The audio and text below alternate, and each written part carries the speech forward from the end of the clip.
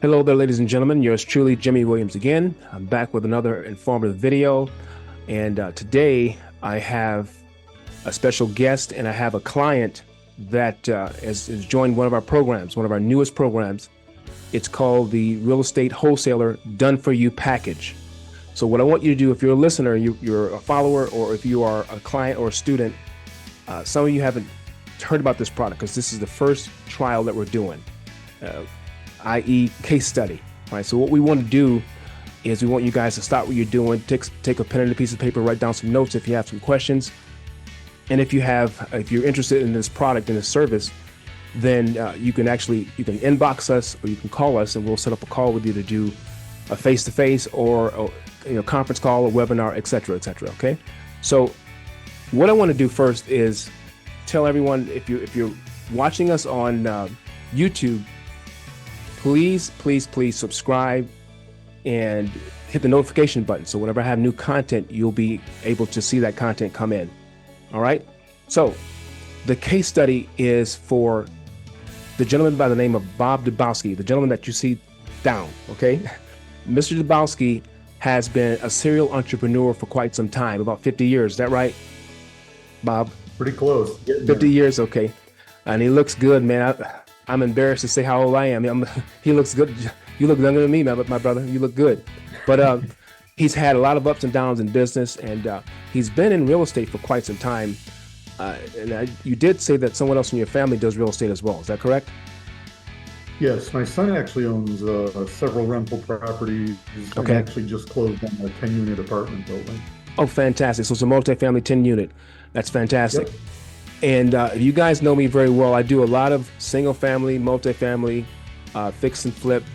We actually do some Airbnb stuff. But what's really hot right now, one of the things that's real hot is we just started doing this, but it's really hot. It's the tiny homes business. But with tiny homes, you have to have the property and you have to have good location. I recommend if you're doing tiny homes, you want to make sure that you can get a good deal where you have enough land where you can put 4 or 5 of them on there and you can Airbnb them out. You make a ton of money doing that. The cash on cash is much better. But with what Bob is doing, Bob hired us to do a done for you service. Basically, what we're going to do, and I'm going to tell you what done for you means with wholesaling. 3 primary things that we're going to do for him. We are responsible for going out finding the leads. So leads are good. If you get leads that are already vetted, those are even better. But what we do from start to finish, we go out, we find them, whether we have to buy those leads or we do advertising, we have them call us, or we do the script, we do all the skip tracing, all that. That's the first part. But the most important part is getting those leads where you can lock them up.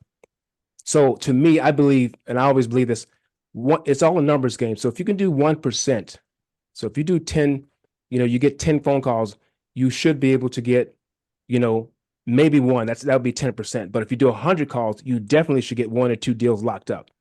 So I have another partner on the line with us, and he's going to come on a little bit. He's going to share with us how he's able to get these leads under contract. His name is Jace Gall, and Jace has been doing this a lot longer than I have. You guys know I have a bunch of students, and I get on the phone with you guys, and I kind of make calls with you and I tell you what to say and how to actually, get that person interested and to get them to let you put their property under contract for 30 days. It's not easy, right? But Jace, he's a little further advanced. He has software that he's using where the dial outs are automatic and they go through a lot more volume to find good leads. Okay, because I don't care how good you are of a salesperson you are, you can only make 100 to 200 calls a day. Well, he has a software where they can do anywhere from 1 to 2,000 calls per day. And this system does automatic follow-ups and things of that nature to get those leads, to find the people that are really looking to put that property under contract, which makes our job easier. And he'll come on a little bit later. But what I want to do really quick before we get into that, so that's part one. Part one is getting the leads, all right, getting them under contract. But the most important part, once you get them under contract, you have to move those leads. You have to sell the deal when you get it locked up. So we have a dispo team that does all that. And we know how to get that deal where there's enough meat on the bones. If you get a deal and there's only 5 or 10,000 or 20,000 in there, and you got 2 or 3 people on that deal, most dispos will say, I don't want that. I've sent deals, and this is last month. I've probably sent in like 5 or 10 deals to some of my dispo guys, And where I was getting my leads from, or the people that got the property under contract, they didn't have enough skin in the game, not skin in the game, meat on the bone. So the deal didn't have enough on it. So they came back and they said, "Well, Jimmy, this deal's good, but the comps are off, or, I need you to go down another $50,000. If you cannot get the deal wrapped up, with a good enough price to make sure that there's enough for everybody to eat good, then you just have a deal you're sitting on." And Bob didn't sign up. Bob, you didn't sign up to have us put these deals on the contract. We can't move them, right? That makes no sense, right? Nope. I can Okay. do enough of that on my own. Exactly, exactly. So the major advantage of what we're doing here is we know how to get the deal under contract where it's low enough, okay? After repair value, everything that's needed and closing costs, et cetera, where everyone can meet on the bone, can eat with the meat that's on the bone, and everybody's happy, and we can actually move the deal. Because dispo teams, I tell you right now, they don't like to move deals that are just, nobody's making enough money. They'll just sit there. So Jace has mastered how to do that. And before I talk about the deal we got, because Bob signed up last week, and Jace called me 2 days ago. He said, "Jimmy, I got a deal. We need to put it in a contract." I said, "Don't do that yet. We got to talk to Bob first." But before we do that, I want to just introduce Bob. I said before that he's a serial entrepreneur, and he is a realtor out of Connecticut. Is that correct? Yes. All right. And what Bob wants to do, he wants to scale with us. So again, this is experimental. Okay. So what we're going to do every 10 business days, we're going to do another case study to see how far we've come along until we get to 30 days. The goal is to do 2 deals, get 5 under contract, but to get 2 closed anywhere between 7 to 14,000 a piece. Okay. Bob invested $10,000, and I'm telling you guys this so you can say, well, Jimmy's not hiding nothing. I want you to know that this really works. Okay, I'm putting my money where my mouth is. I'm putting Bob's money where my mouth is, right? Because we're putting ourselves on the line here, and we need to get real results. So that's the goal: 10 deals under contract, or 5 deals under contract. Pardon me, 2 of them to close. So Bob will at least be into profit. All right. So if we do 2 deals and you're making 10,000 a piece, you'll make 20,000. You'll double your investment. But on the low end, if we do 7,000 a piece, you'll have 14. So that means that your entire investment, you are 4,000 above your investment. But we want to make sure we get that number as high as we can get it, because when you can look at the basic numbers and you say, well, if I put 100,000 into this, can Jimmy and company, can they bring in $140,000 in revenue? Which means $100,000 investment is going to profit me 40 grand. But we got to start at the bottom to see how this works. So we're just testing right now. And having said that, Bob, I just want you to come on and tell us a little bit more about your background and your experience with me and Jay so far. Okay, so a little bit, yeah. I mean, as you said, I've been a serial entrepreneur. I'm coming up on 65 years old, and since I was a teenager, I've always had ways of making money on my own, whatever. About half of my working career spent in manufacturing, including owning a couple of aerospace businesses. Really? And kind of the other half of my working career spent in construction, real estate, commercial finance, commercial real estate finance, I should say. And now my semi-retirement has been working as a real estate agent. And Really? of course, like things in business that are kind of hit or miss, I got in kind of just as the real estate market was cooling off with the interest rate increases, but Really? that's the way it goes. Yeah, yeah. What I admire about you, Bob, is your energy in this business, or your mindset, because real estate can be a roller coaster. It really can, especially with with the pandemic. In Atlanta, I knew several realtors and friends of mine. They had property, and when the pandemic hit, the clients, the people they had living in the properties couldn't afford to pay them, right? Yeah. And and they filed. There's certain governmental there was some kind of programs that they could file to get get money back from the government, and somehow it never worked out. They never got that money, and some of them lost those properties. And needless to say, man, they kind of, they don't leave the business, but you talk to them on the phone, you think they would have, because they were so down. And if you don't have the right mental attitude about business, especially real estate, it's not one of these things where it's up all the time. Now, if you diversify and you have multiple streams of income, that's great with real estate. But if you're doing one particular niche and something goes wrong, like the pandemic, you can lose a lot, and they did, and a lot of them are just not happy. But you have somehow you found a way to ride that, mentally ride the wave and keep a good attitude, Bob. I mean, that's what I admire about you Well, the most. Yeah, you yeah, know, I mean, I've certainly had my share of I've taken my share of hits, and yeah, yeah, you just got to get up, brush yourself off, and tomorrow's another day, you know. yeah, yeah. That's fantastic. That's fantastic. I wish everybody, my students and everybody I meet, had that attitude. My gosh, my job would be so much easier. But hopefully this will be a long-term business relationship where we can scale this up. And we want to bring you back, Bob. But we're going to do it again in 10 days. Having said that, what I want to do now is turn over to Jace. And all I want, Jace, I want you to do, because we have another 5 or 10 minutes here, not that long. Okay. I want you to kind of do a screen share and show how we're able to get those calls coming in. And tell us a little bit about the whole process, so the people who are watching, if you want to do this, you guys can do this. Again, it's beta testing, okay? But I know it works because Jace has been doing it. But putting it all together, sometimes you have to keep tweaking things till the money comes in, and we see that Bob consistently makes the money we say he's going to make before we start throwing in other people into this. But we want everybody to at least try it and listen out and watch the progress. All right. So, Jace, go ahead. All right, yeah. So basically, how we're doing this is once someone comes in, such as Bob, to get the leads, we're doing two things. So we're doing inbound marketing and outbound marketing. So inbound basically means that the homeowner is coming to us, and we do that by running Facebook ads, YouTube ads, Google ads, stuff of that nature, to where if they see it and it's something that, intrigues them as to wanting to sell their house, then they'll often come to us and they'll fill out a form, and then we take it from there. The second method, which I'm about to show right now, is outbound. I just made Jimmy, you can the you host pass just over? now. I sure Okay, did. Yep. okay, Mhm. sweet. Alrighty. Yep. And then so the second method is, let me get this up Outbound. here. So this is one of our campaigns. If y'all can see that. So we Okay. have multiple different accounts on Batch Dialer, which is what we're currently using to make these calls. And this is one of our campaigns out of three. And so there's 3 users per campaign. And so like this one, for example, this is only a 2-week-old account. And so in 2 weeks, just this one caller was able to make over 10,000 dials, which basically Fantastic. means it's roughly Wow. 5,000 a week. This is one of our best VAs at the moment. As you see, they made over 13,000. And so they're Hmm. averaging right around 6,700 Okay. a week, which is a Hmm. little over, 1,300 a day or so.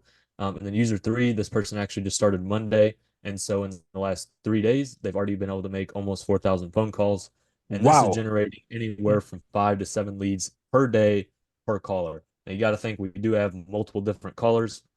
As I mentioned, this is only one of our campaigns. And so, make a long story short, we get a ton of leads, a ton of them.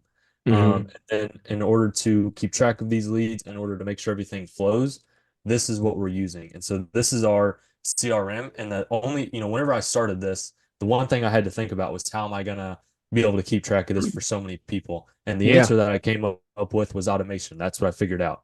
And so, Right. we basically made it to where almost this full thing is automated. And so, I'll just give a really quick brief, um, showcasing of this. So, Hmm. qualified lead comes in, regardless if it was outbound, meaning again, our callers are the ones who reached out to them and they said, yes, I want to sell. Or if it was inbound, meaning they clicked on one of our ads, they filled out their information. Either way, it comes into this category. It lets me and my team know, hey, we just got a new lead in. Secondly, being underwritten. So Hmm. the lead is then going to start beginning progress on my underwriting department, which they're going to start figuring out what the house is worth, Hmm. repairs, figure out an offer, all of that good stuff. Okay. Second is, or third is contacted. So this basically means we got on a phone call with them. We kind of introduced ourselves. Didn't really talk too much about the property itself, but kind of just got to know them. It's going to send them an SMS follow up, which is basically just a text message to their phone. And it's Hmm. going to kind of make sure we stay in contact with them. Fourth, offer made. So let's say we get on a phone call with them. We make an offer. They don't accept it, but they didn't say no to it. We put them Hmm. in this category. Basically, what this is going to do is, as you see, every few days, it's going to send them text messages, and I can kind of Gotcha. show you one here. Basically, what these text messages are going to do is it's going to kind of keep them interested to selling to us. Okay. Um, Fifth year negotiation. So again, we shoot them a text message. They kind of shoot back with a counter offer, but it doesn't quite work. Put them in this Hmm. category. Under contract basically means we got a deal under contract. It's, ready to go, ready to be sold. And then these are how we keep track of them. Say a lead comes in, we try to call them up and they don't answer. We'll put them on this. It's going to send Mhm. them a text. Same Okay. thing with second and third. And then biweekly automated is basically just us keeping in contact with them in case they ever change their mind to sell. And so this is Wow. kind of how we're keeping track of all the leads. And then on Hmm. top of this, I have a full team. I have an underwriting department, an acquisitions department, Right. disposition department, and all these, they're keeping track of all these leads, making sure everything stay organized and overall locking up properties. Very good. Let me ask you a question. And Bob, let me ask you, do you have any questions, Bob, from what you just saw? No, that's pretty straightforward, actually. Okay. Jace, when so I see the progression. These calls automatically go out and these texts just hit their phone without the person actually having to do anything. It's automated basically. Is that Correct. right? Yes, Okay. sir. All right. And I like that because that gives us the ability to scale and the person doesn't have to keep, like I said, the old way of just dialing out and dialing out and dialing Mhm. out. And it's impressive that you're able to make that many calls in a week. That's insane. Yes, sir. So Bob, that's how we're able to do it. If you can't make as many calls, you're just not going to make as much money. I'm sorry. That's how Mhm. business works. If there's 100 deals in, let's say, Kansas, and I can't call but so many people, I'm only going to reach like 10 or 15 of those deals. But if I can get to all of 100 of them and make offers, I'm going to make more money. Mhm. And that's why, this system, this is way beyond me because again, I used to call, this is not long ago with my students, and we have these skip trace leads and we're calling outbound, and half the leads are bad, right? Or a quarter of Mhm. them are Yep. bad. With this, you ain't got to waste all that time. That's why I like Mhm. it. That's why I like it. But Yep. that's basically it, guys. I want to just kind of show everyone how this works. And then, so once the deal's under contract, you have the dispo team that goes ahead and just try to sell it to the end buyer. Is that right? Yep, exactly. Yep. That was kind of a showcase of how we actually get the leads. And Mm-hmm. then, once we obviously get the leads, we have to be able to manage them, keep track of them. And so Okay. this is how we do that. That's how we're getting a contract kind of from start to finish. Fantastic. Okay. So you can give it back to me, and I'm going to talk about the last point here. Guys, as I said before, um, Jace went ahead and called me 2 days ago and he said, Jimmy, we have a deal that we want to lock up. And what we normally do is when a deal comes in, we give the client the ability to say, hey, listen, you know, I'll give you limited power of attorney. That's what we talked about today. I told Bob, if you can put it under we don't mind if you put it under your business name. That's up to you. Okay. But, we got to send you the contract. You have to sign it, et cetera, et cetera. When you have someone on the line, though, they're ready to sign, 2 hours can be a nightmare for some people because if they're a little anxious, they want to sign this deal. So, and Bob said, well, it's a possibility I might be traveling or something like that. So I'm willing to give limited power of attorney, which says he's going to give Jason and I the ability to sign the deal and get it sold. All right. But the client has that option to do it themselves. If you're going to be available, you want it in your name, your business name, then we'll send you the contract, you sign it. And there are times when when we actually make the end buyer comes in and buys it, depending on the dispo team or how it's done, there may be back end fees. So example, so if you send it over to someone, you make $10,000 on that from the end buyer, and Jace goes through a certain source to get it sold, they may want a back end fee because sometimes they're not getting paid on the deal. So you'll have to, wire them a check, a payment of 20%, whatever it is they're asking. So if you make 8 grand, if you make 10 grand, you may have to wire back 2,000, but that's between you and that source wherever we do it. A lot of times I have a certain dispo team that they don't ask for nothing because they get the deal at such a good premium, rate, right? They get their money on the other end. So, but anyway, either way, we want the client to be happy to get their checks. When they get their checks, they're happy. So again, to recap, the deal is he paid $10,000. That was the investment. The goal is to do 5 contracts, 2 deals between 7 to 10,000. Now, there are times, Bob, we can sell it for 15 or 20. But when you start getting over $20,000 with the end buyer, we do something called double closings. Okay, you probably heard me talk about double closings, right? Because the double closing will allow you to put that property in the business name and hide how much you bought it for. You know what I mean? We go get the transactional funder to put up the funds for 3 days, and then the third day the end buyer comes in. He don't know I'm getting Bob's getting a $30,000 profit. He don't need to know that because the end buyer, they want to make sure they get a good deal. That's all they care about. But if they see that 30 or 40,000, they may get a little itchy. So that's why we do the double closing. And on those deals, you'll make your money back in one deal. All right. So having said all that, I think we're done. Gentlemen, do you have any questions for me? No, sir. Nope. Okay. I was going to say Mr. Dubowsky, but Bob likes me to call him Bob. All right. Listen, Bob, what we want to do in 10 days, we're not guaranteeing, but by that time, we want to make sure that so now we got one under contract today. Hopefully by then, maybe a couple more, and we want to be going to closing by the time we do this again to keep you a very happy client. All right. Having said all that, yes, sir. As I always say to my listeners, I'll see you at the top on the next video because we're going to get there together. Peace and blessings. Bye-bye.